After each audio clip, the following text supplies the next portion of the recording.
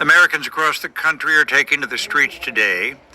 This is just getting started, but the organizers of the No Kings event say they expect peaceful demonstrations against what they see as the Trump administration's authoritarian agenda. Meanwhile, many Republicans are trying to portray the protesters as radical and violent. NPR's Joel Rose joins us now from downtown Washington, D.C. Joel, thanks for being with us, and what are you seeing? Hey, Scott. Yeah, I'm here on Pennsylvania Avenue, about a few blocks from the U.S. Capitol building, where this No Kings event is just getting underway at this hour. They are set up for a very large crowd here in the middle of Pennsylvania Avenue. It's been building over the course of the morning. People are holding up signs that say, "No kings, no tyrants." "Disobey illegal orders" is a popular one. I see a lot of yellow here in the crowd. That's the official color of the No Kings events. In solidarity, the organizers say pro-democracy movements around the world. This is the second round of No Kings protests. Back in June, when the first round happened, there were 450 events around the country. This time, the organizers say there are more than 2,600 individual events planned. They will not say exactly how many people they're expecting this time, but they say the number will be into the millions. And I know you've been talking to people in the crowd. What do they say? Yeah, people, I've been talking to people about why it was important for them to be here today. I talked to a woman from Virginia named Marianne Donlin, and a father and son who came from Delaware named Uriah and Elijah Kitchen. Here's some of what they told me. I feel like we're heading to like a country like Russia or China or Korea, losing free speech, the freedom of the press, and citizens need to push back and stand up for our rights and for our Constitution. We made a pledge of allegiance when we were in school, and this is what it's all about. This is why we're here. We're here to protect America. We're here because we love the United States. We love our country. We're not here because we're getting paid. That's nonsense. It's crazy to even say that. I should say I see quite a few American flags mixed in here with the protest signs. Organizers say they are defending small d democracy and their First Amendment right to protest peacefully. We're having some sound problems with Joel. Imagine, obviously, a lot of crush of people trying to communicate. What have we been hearing from many Republicans in Washington, D.C., Joel? Yeah, Peter.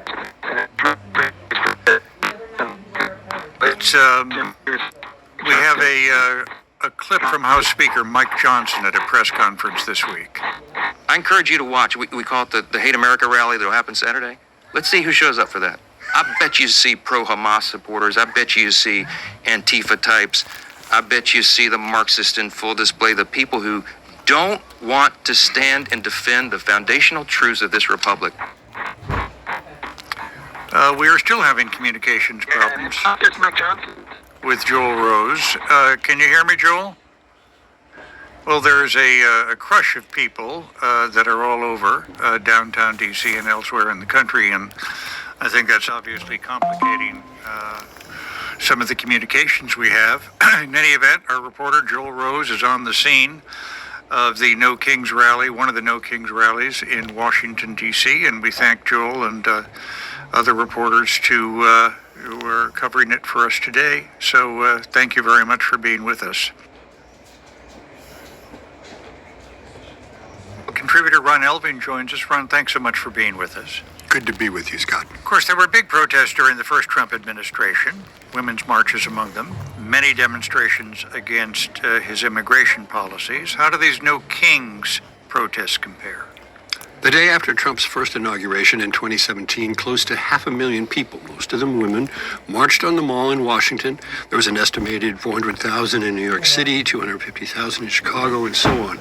But as we just heard, organizers this year expect crowds in more than 2,000 locations.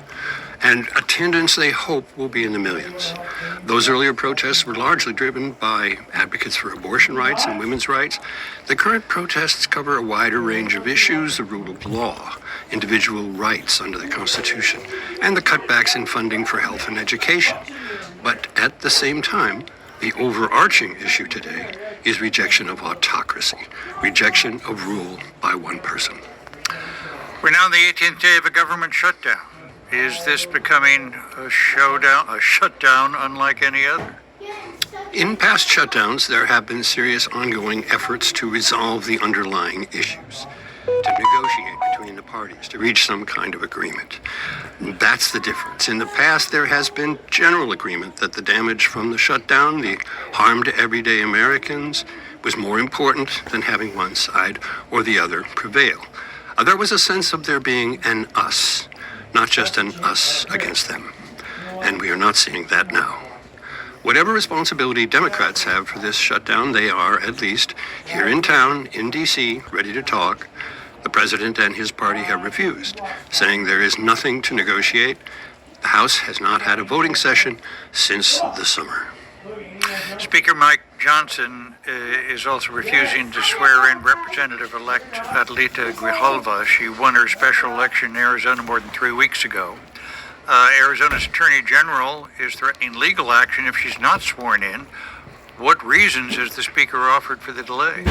Johnson has said he does not want to swear in Ms. Grijalva until the House is back in session, so she can have all the usual ceremony. Except that earlier this year he swore in 2 Republicans elected in special elections when the House was not in session, ceremony or no ceremony. We cannot know the mind of Mike Johnson or overhear his conversations with the president, but people wonder whether the real difference here is that swearing in Grijalva could cost Mike Johnson control on the issue of the Epstein files. Once she's a member, there will be a bipartisan majority on the petition to force a vote releasing those files, something Mike Johnson has fought hard to block. And former Trump National Security Advisor John Bolton pleaded not guilty yesterday to charges that he mishandled classified materials. What are your thoughts, Ron? We hope now to have a trial to test whether Bolton shared classified information in messages he sent to family members and kept copies of those messages at home. Another thought, of course, is back to the stacks and stacks of documents, many of them classified, found at Mar-a-Lago in 2017. All of them subject to a subpoena that Trump was ignoring after leaving office. And of course, Ron, last week we talked about President Trump's success with the ceasefire deal between Israel and Hamas. Yesterday, the president said he thought the deal provided momentum for Russia-Ukraine talks. Does that seem to be the case? That has been a fond hope for all who want these wars to end. But Trump has not yet been able to transfer his Middle East momentum to Ukraine. He has been pressuring Russia to come to the table, but this week he had a phone call with Vladimir Putin, and after that he said he thought Putin wanted a deal. And then Trump sat down with Ukraine's President Zelensky in the Oval Office and poured cold water on the long-range missiles he had talked about sharing with Ukraine. Obviously, a big letdown for Zelensky. NPR's Ron Elving, thanks so much for being with us. Talk to you later. Thank you, Scott.